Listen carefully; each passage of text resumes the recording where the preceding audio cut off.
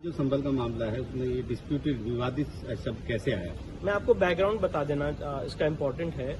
19 नवंबर 2024 का जो सिविल जज सीनियर डिवीजन चंदौसी साहब का ऑर्डर है जिससे एडवोकेट कमिश्नर की नियुक्ति की गई थी, इस आदेश को वहां की मॉस कमेटी ने ऑनरेबल इलाहाबाद हाईकोर्ट में सिविल डिवीजन के द्वारा चैलेंज किया।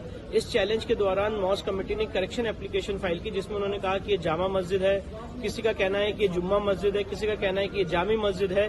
तो ये बात आज ऑनरेबल इलाहाबाद हाईकोर्ट के सामने आई थी। उस दौरान हमारे जो सीनियर हरिशंकर जैन साहब उन्होंने पॉइंट आउट किया कि जब तक ये सिविल डिवीजन फाइनली डिसाइड नहीं हो जाता है तब तक ऑनरेबल इलाहाबाद हाईकोर्ट इसे मॉस के रूप में ना प्रयोग करे, उसको डिस्प्यूटेड स्ट्रक्चर के रूप में कहा जाए। और मैं आपको बताना चाहता हूं कि राम मंदिर बाबरी मस्जिद के केस में भी जब वो 70 साल केस चला तो उसको डिस्प्यूटेड स्ट्रक्चर के रूप में ही टर्म किया जाता था। एक प्रैक्टिस है और एक जुडिशियल नॉर्म है कि जब कोई सिविल डिस्प्यूट कोर्ट में पेंडिंग है और एक पक्ष ये कह रहा है कि मस्जिद और दूसरा पक्ष ये कह रहा है कि यहाँ पे सारे कैरेक्टरिस्टिक्स हैं हिंदू मंदिर के, तो जब तक वो केस फाइनली डिसाइड ना हो जाए उसे डिस्प्यूटेड स्ट्रक्चर के रूप में ही प्रयोग किया जाता है। और इसका यह मतलब नहीं कि कोर्ट ने इसको मस्जिद मान लिया या कोर्ट ने इसको मंदिर मान लिया। जब तक कोर्ट इसको फाइनली डिसाइड नहीं कर देता है तब तक इस एरिया को विवादित स्ट्रक्चर, डिस्प्यूटेड स्ट्रक्चर के रूप में ही कहा जाता है।